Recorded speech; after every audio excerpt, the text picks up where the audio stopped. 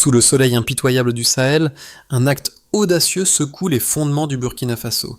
Ibrahim Traoré, capitaine déterminé, choisit de libérer 15 600 prisonniers, non pas pour leur accorder une simple grâce, mais pour les transformer en soldats d'une nation en guerre. Ce geste radical, perçu comme une folie par certains, est un pari stratégique pour restaurer la souveraineté du pays. Mais cette décision soulève une question essentielle. Comment cette audacieuse manœuvre pourrait-elle la dynamique du pouvoir dans la région du Sahel, un lieu déjà instable ? Le monde observera les conséquences de ce choix, mais les Burkinabés croient-ils vraiment en cette révolution de la rédemption ? Ibrahim Traoré, un capitaine de l'armée burkinabé, a fait un choix qui semble défier toute logique conventionnelle. En libérant 15 600 prisonniers, anciens criminels et rebelles, il leur offre une seconde chance, mais aussi une mission bien plus grande : défendre leur pays contre des insurgés et restaurer l'ordre au Burkina Faso. Ce geste radical est bien plus qu'une simple rédemption. Il incarne une volonté de le destin d'une nation qui a longtemps été en proie à l'instabilité et à la violence. Pour les Burkinabés, cette initiative devient un symbole d'espoir et de résilience face à des années de misère et de guerre. Mais à quel prix ? La question demeure, cette audacieuse peut-elle réellement apporter la stabilité ? Le pays pourra-t-il supporter cette révolution idéologique et militaire ? La voie choisie par Ibrahim Traoré pourrait-elle créer un précédent dangereux pour la région du Sahel, ou sera-t-elle un modèle de renaissance pour l'Afrique ? Ibrahim Traoré, capitaine du Burkina Faso, a déstabilisé l'ordre établi avec une décision sans précédent: libérer 15 600 prisonniers, transformant ce qui était perçu comme une menace en un atout stratégique. En libérant ces hommes, principalement des criminels et des rebelles, il leur a offert plus qu'une grâce, mais une mission: défendre la nation contre l'insurrection.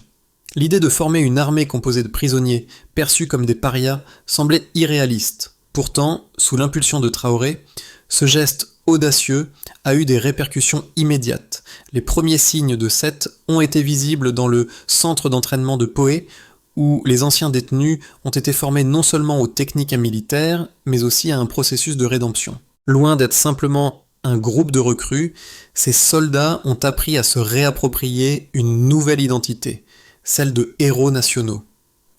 Leur formation incluait des enseignements sur la souveraineté africaine, l'histoire de la colonisation et la lutte pour la liberté. En moins de 6 mois, ces hommes ont été métamorphosés non seulement en soldats disciplinés, mais en symboles d'une nouvelle Afrique qui se libère des chaînes de la dépendance extérieure. Dans un contexte de guerre totale, ce changement a eu un impact immédiat sur le terrain. Les premiers succès ont confirmé que la stratégie de Traoré pourrait effectivement inverser la tendance de violence qui frappait le pays. Les résultats sur le terrain étaient impressionnants. Des zones précédemment sous contrôle des insurgés ont été reconquises et l'insécurité a diminué de manière significative. Mais ce succès apparent cache aussi des questions cruciales. La stabilité à long terme du pays est-elle assurée par cette radicale ? Et surtout, quelle sera la réponse des puissances internationales à une telle dynamique interne ? Ibrahim Traoré est plus qu'un simple militaire. Il est l'architecte d'une radicale du Burkina Faso. Dans un contexte où le pays était au bord du chaos, sa décision de libérer et d'entraîner 15 600 prisonniers pour en faire des soldats a été perçue comme un pari risqué, mais déterminant. Traoré a choisi de rompre avec la logique conventionnelle des forces armées, préférant une armée forgée dans l'adversité. Pour lui, il ne s'agissait pas seulement de recruter des soldats, mais de redonner dignité et fierté à un peuple qui avait été marginalisé par la guerre et l'insécurité. Les premiers résultats ont été frappants.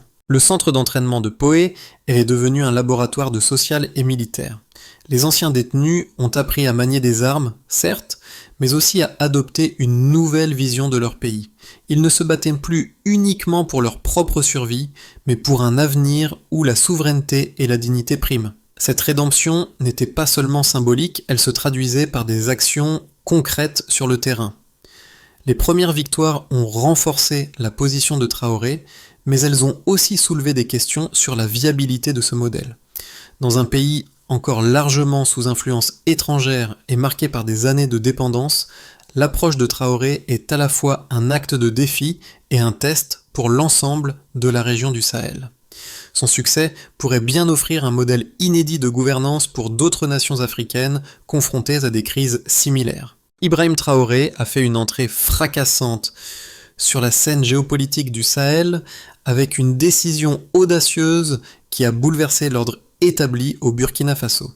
Face à l'instabilité croissante et la montée des insurgents, il a pris le pari de transformer 600 prisonniers en soldats, non seulement pour restaurer la paix, mais aussi pour réaffirmer la souveraineté du pays. Ce geste, loin d'être simplement militaire, était une rupture avec le modèle traditionnel de gestion de l'armée et un défi lancé à l'ingérence étrangère, notamment des anciennes puissances coloniales.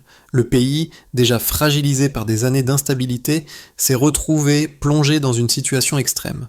Les insurgés contrôlaient une grande partie du territoire et la population vivait sous la pression constante de la violence. Traoré a compris qu'il devait agir vite. La libération et la formation des prisonniers ont commencé dans les bases militaires de Poé, un centre qui est devenu un symbole de cette nouvelle ère.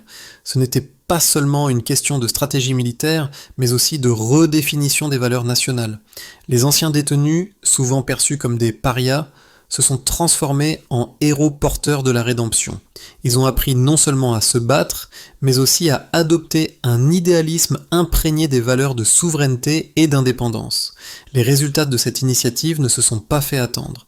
En quelques mois, les unités formées à partir des prisonniers ont commencé à regagner des territoires auparavant sous contrôle des insurgés.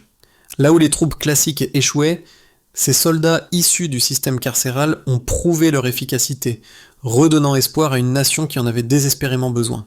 Les attaques contre les convois civils ont diminué de manière significative et les routes ont été réouvertes, permettant à l'économie de respirer un peu.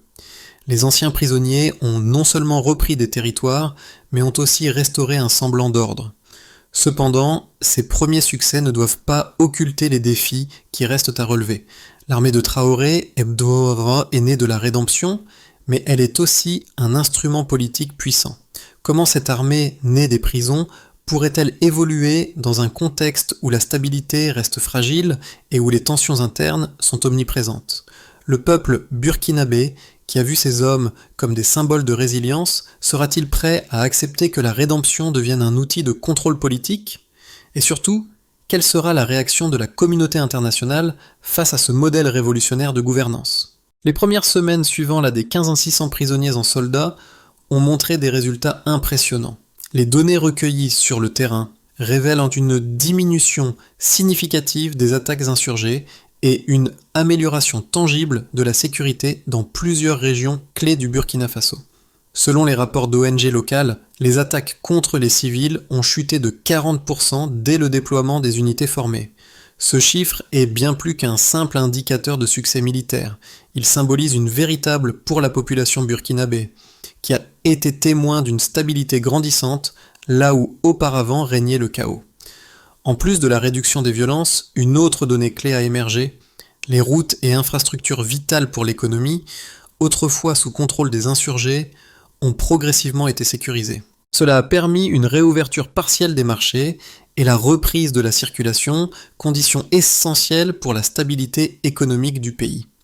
Selon les statistiques locales, la production agricole dans certaines zones récemment sécurisées a montré une reprise, bien que modeste, contribuant à améliorer la situation économique des communautés.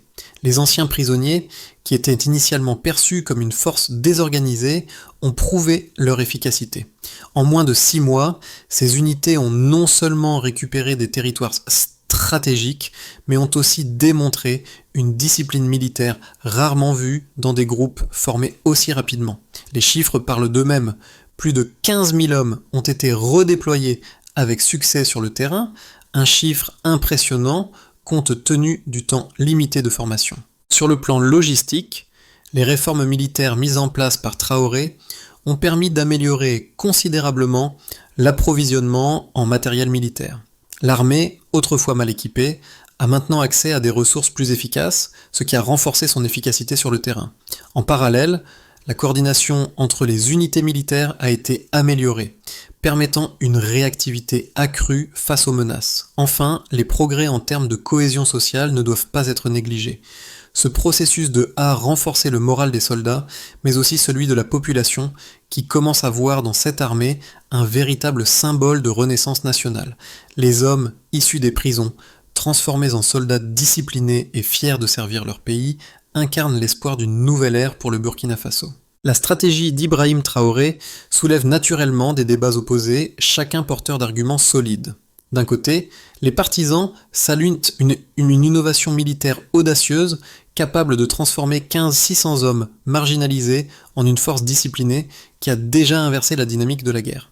Ils rappellent que les unités issues des prisons ont réussi à reprendre des zones que l'armée classique, pourtant soutenue par des partenaires étrangers, n'avait jamais pu sécuriser durablement.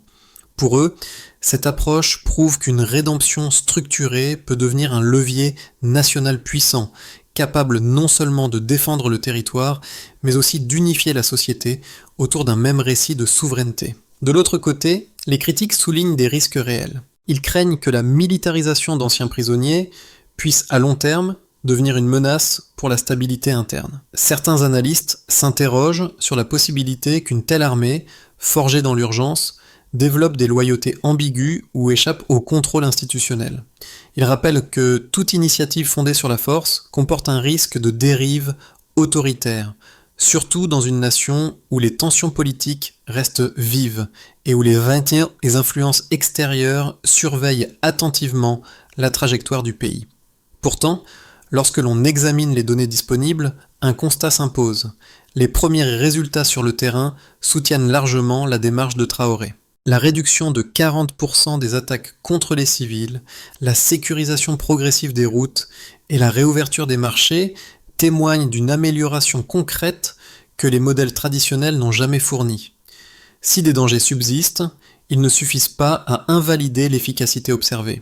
Une nuance essentielle apparaît alors. La réussite de cette dépendra moins de la nature des recrues que de la capacité de l'État à encadrer, discipliner et intégrer durablement cette force nouvelle dans le tissu national. La rédemption militaire du Burkina Faso, incarnée par Ibrahim Traoré, a déjà produit des résultats tangibles, mais ces premières victoires ne doivent pas masquer les défis sous-jacents. Ce qui a commencé comme une expérimentation risquée pourrait bien définir l'avenir du pays. Le succès immédiat sur le terrain ne garantit pas une stabilité à long terme. Cependant, une chose est claire, cette militaire a redéfini le paysage de la guerre et de la gouvernance au Sahel. Les anciens prisonniers, aujourd'hui soldats, sont devenus les acteurs principaux d'un tournant stratégique, et leur succès a porté la question de la rédemption à l'échelle nationale. Cependant, ce changement radical est loin d'être sans conséquences. La militarisation des anciens détenus pourrait bien éclipser les structures politiques traditionnelles, et certaines voix s'élèvent pour alerter sur les risques de dérive autoritaire. Traoré a-t-il sous-estimé les dangers de confier le destin de la nation à une force armée en dehors du contrôle strict du gouvernement? La question reste ouverte, mais une chose est certaine. Le Burkina Faso ne sera plus jamais le même après cette audacieuse expérience. La rédemption militaire menée par Ibrahim Traoré a commencé à avoir des répercussions bien au-delà des simples victoires militaires. Les résultats sont clairs. Le pays, autrefois en proie à l'insécurité et à la domination des insurgés, a vu une amélioration marquée de la situation sur le terrain. Les attaques contre les civils ont diminué de 40% et les routes stratégiques ont été sécurisées, permettant une reprise des échanges commerciaux dans certaines régions du pays. Ces premières avancées témoignent d'un succès tangible, apportant une lueur d'espoir dans un pays qui semblait au bord du gouffre. Cependant, cet impact positif n'est pas uniquement militaire. Le modèle de rédemption proposé par Traoré a également commencé à transformer la société burkinabé. Les anciens prisonniers, qui étaient perçus comme des parias, sont désormais devenus des symboles de résilience et de renaissance pour la nation. L'heure en soldats disciplinés et respectés renverse les perceptions sociales et redonne un sens à leur existence.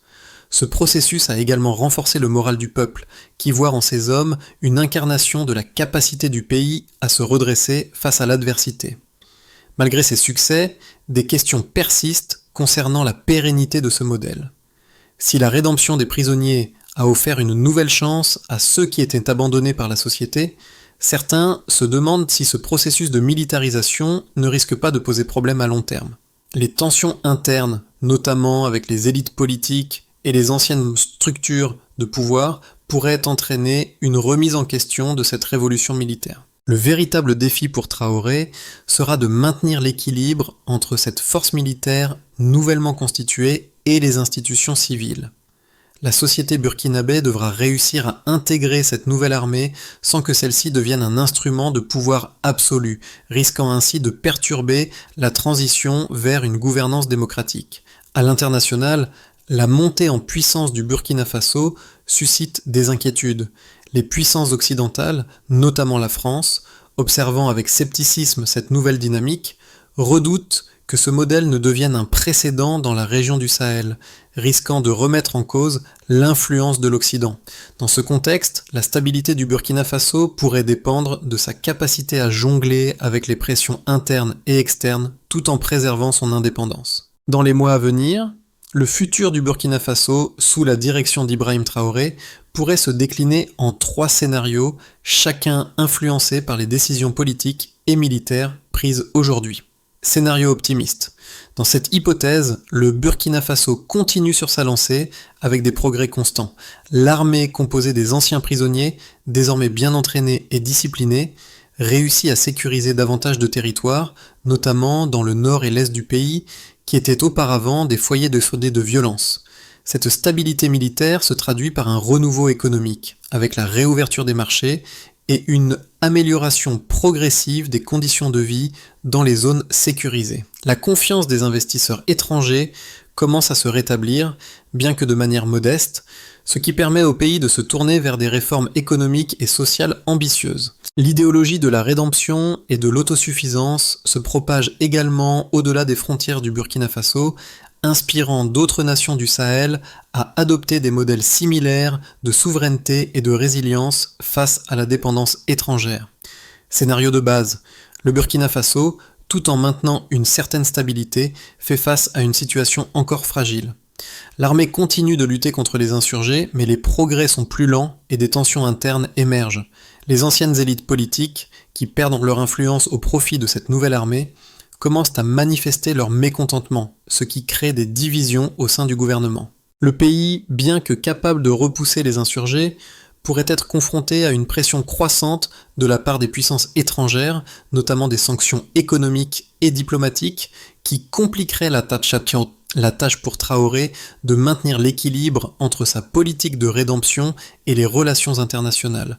Dans ce, les ambitions économiques du pays restent limitées, et la transition vers un modèle démocratique pourrait prendre plus de temps que prévu. Scénario pessimiste.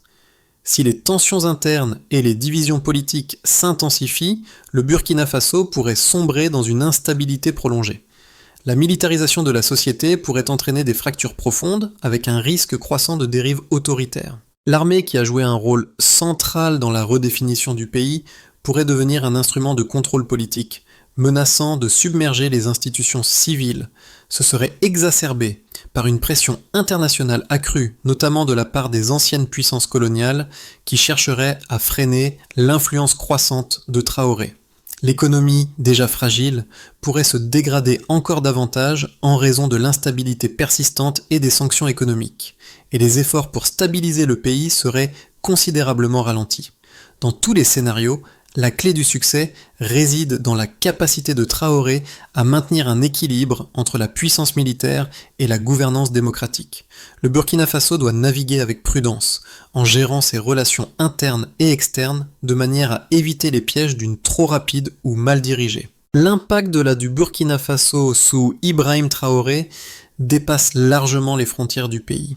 Le modèle qu'il a mis en place offre une nouvelle perspective sur la gouvernance en Afrique, loin des structures traditionnelles imposées par les puissances coloniales et les institutions internationales. Cette approche, fondée sur la rédemption et l'autosuffisance, pourrait bien inspirer d'autres nations du Sahel et au-delà. Pour les Burkinabés, cette expérience est bien plus qu'une victoire militaire. Elle incarne la possibilité de reprendre leur destin en main, de se libérer de la dépendance extérieure et de leur identité nationale. Les réformes militaires, bien que radicales, ont apporté une stabilité tangible, mais la véritable question demeure: comment cette stabilité peut-elle être utilisée pour construire un avenir prospère et inclusif ? Les Burkinabés, à travers cette initiative, ont prouvé qu'il est possible de se réinventer même dans les moments les plus sombres. Mais cette ne se limite pas aux seuls soldats. C'est un peuple tout entier qui doit maintenant participer à ce renouveau. Les élites politiques, les jeunes, les communautés rurales doivent tous s'engager dans la construction d'un Burkina Faso plus fort, plus autonome et plus juste. Le monde observe, mais cette rédemption ne concerne pas seulement le Burkina Faso. Elle pose la question fondamentale de la souveraineté en Afrique. Jusqu'à quel point un pays peut-il se libérer des influences extérieures et se forger un avenir basé sur ses propres principes et valeurs? Le Burkina Faso, avec son audacieux pari militaire, offre une réponse potentielle à cette question. Si le Burkina Faso veut réussir à pérenniser son modèle de rédemption militaire et à garantir une stabilité durable, plusieurs étapes doivent être franchies. Ibrahim Traoré a ouvert la voie avec une audace rare, mais cette audace doit maintenant se traduire par des réformes concrètes et un travail de longue haleine pour maintenir l'équilibre entre la puissance militaire et les principes démocratiques. La première étape est la réconciliation nationale. Bien que l'armée issue des prisons ait joué un rôle crucial dans la restauration de la sécurité, des tensions internes existent encore, notamment avec les anciennes élites politiques et certains segments de la population.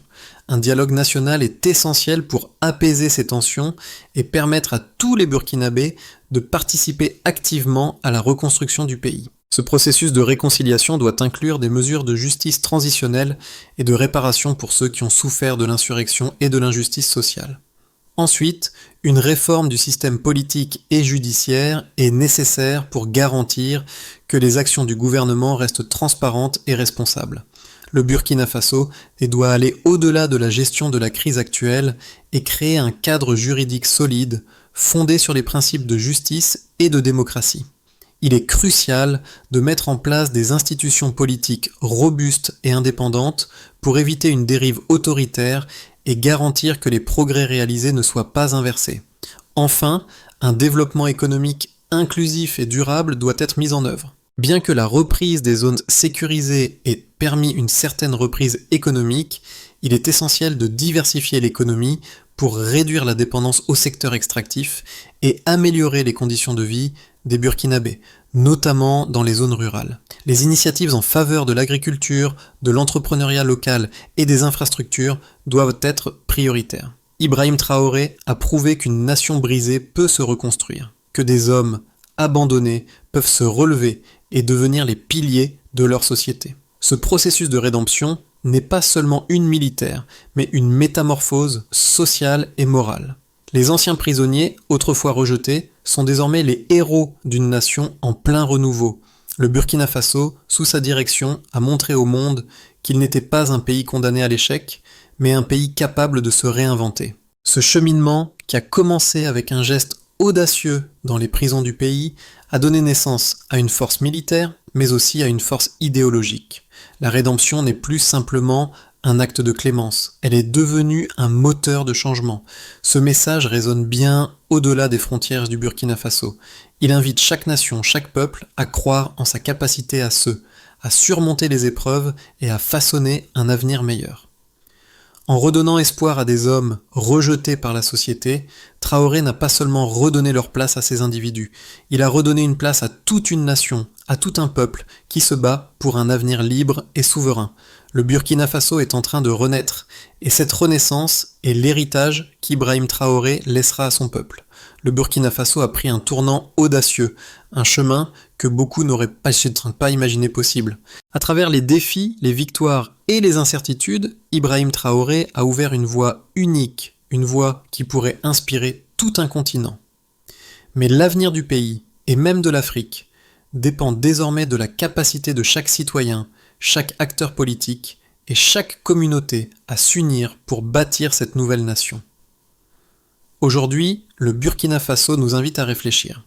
Sommes-nous prêts à soutenir à croire en un avenir plus fort, plus autonome et plus juste? Le modèle de rédemption, la souveraineté retrouvée et la résilience du peuple burkinabé ne sont pas seulement des concepts militaires ou politiques, ils sont des appels à l'action pour toute l'Afrique. Le monde a les yeux rivés sur cette expérience. Et si cette révolution réussit, elle pourrait bien les relations entre l'Afrique et le reste du monde. Êtes-vous prêt à faire partie de cette histoire? À soutenir un Burkina Faso qui plus que jamais prend son destin en main? C'est le moment de croire dans cette nouvelle ère.